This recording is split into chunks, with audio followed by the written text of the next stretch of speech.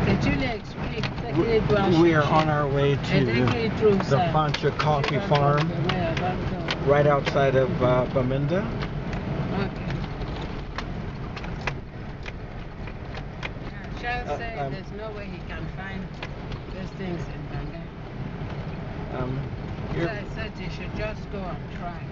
I'm here with NSA and Matty's sister and niece.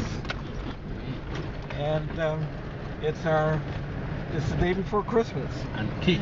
And Keith. Almost forgot. Okay, guys. I'm filming Mary Foncha. And Mary, we're on your family's coffee farm. And could you just tell us a little bit about the history of your coffee farm? This is Maddie's sister. Probably you're asking the wrong person. I'm discovering this one for the first time here. But the one I know about is the one right across there. Yes. We started planting that around 1999?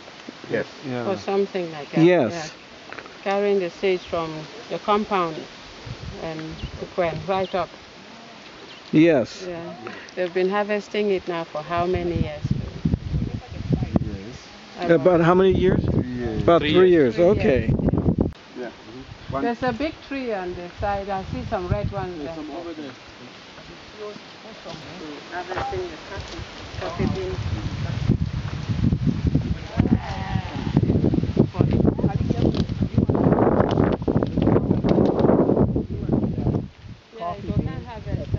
Coffee farm, and the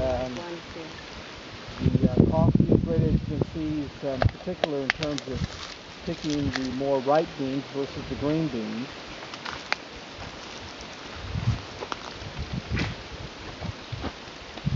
Yeah, you can see it's hard work.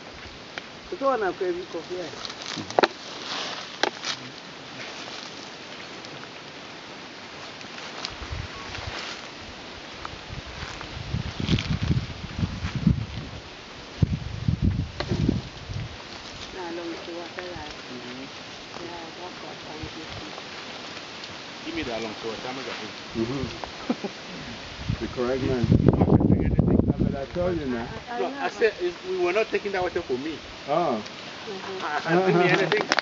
I can drink it, but I don't know what will happen after. It's not Gillette, this tree, and then make some good still shots of the wine. Say that again? I mean, the coffee should never, when it floats, it means it's not a good one. It's probably been damaged by insects.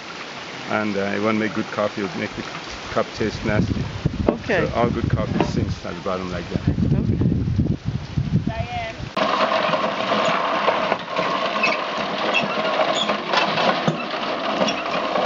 And it's pretty good that all of it comes out. You don't lose any.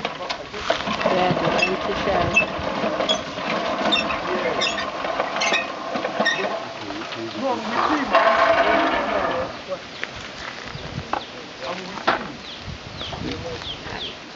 This one like that one. No, don't worry. No, I'm saying we don't. This is our ripe one then. And then afterwards they burn it. Don't worry, Matty. When in the process, when you have tons of coffee to do, you don't bother. No, I'm saying when you do harvest, leave the ripe one alone. Okay. No. Matty inspecting the beans.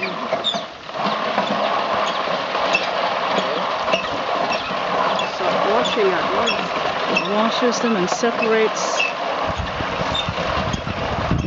from the actual bean. Okay, so we are at the Foncha Coffee Farm, and Mary, could you just point out a little bit of history about your coffee farm? The coffee farm, I think it started around the 90s, right? In the 90s. In the 90s, when Matty had the idea of doing coffee. So the most of the seedlings, the nursery was done down in the compound. Yes. And brought up here, because with the hilly condition, you can have better coffee. Yes. And Anase has, in his youth, used to pick coffee. He's a engineer by training, but was really giving us an expert step by step in terms of the coffee production. Could you just comment on the coffee production and the quality of the coffee that you're seeing here? Yeah, Ori, I think the quality of the coffee here is very good. And in terms of production, what you normally do is you come and pick the red berries and you grind them on the machine, which you've probably seen already. And then after grinding, you let the coffee ferment or digest for about a day. And then you send it out for washing. And then you pick up the lighter ones on the water. The rejects, you can call it. And then after that, you bring it out for drying. And after the drying, you go for the shelling. And after the shelling, of course, you go for the grading and picking, and then export. And then you have a nice coffee wherever it goes, in America or whatever. Excellent. And Matty, you've been really the forefront of getting the coffee farm. Could you just give a quick explanation or comments around, you know, the your satisfaction of the coffee farm here? Yeah. Well, when you consider coffee is the second traded commodity in the world after petroleum, and then you think about the millions of farmers around the world who grow coffee. If we can do what we're doing here and bring about a change in the lives of the people who grow the coffee, then we would have contributed a lot to eliminating poverty around the world. So our own model, we try to make the farmers be part of the ownership interest of the coffee when it goes to world markets. So I spend a lot of my time trying to open up those markets. We have organizations now like Farmers Direct, and then we have big groups like More Than Fair, where we're showing how consumers can go directly from where they live to the African farm and see what we're doing there and understand how their money makes a difference in the lives of the people who grow the coffee. And can you just talk a little bit about the African Coffee Trading Group and its purpose? Well, African Coffee Trading Group is another group we set up to formalize that process of trade. I call it, and we call it, the collaborative trade process. And collaboration means everybody has to put something on the table. So farmers, they work for 9 months taking care of these trees until we have perfect coffee. And then facilitators, like investors, they provide money so that we can do milling and exporting of the coffee.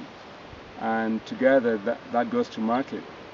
And farmers, African Coffee Trading Group is there to make sure that governance is good, that farmers are not exploited, and that investors get a good return on their investment, so everybody wins.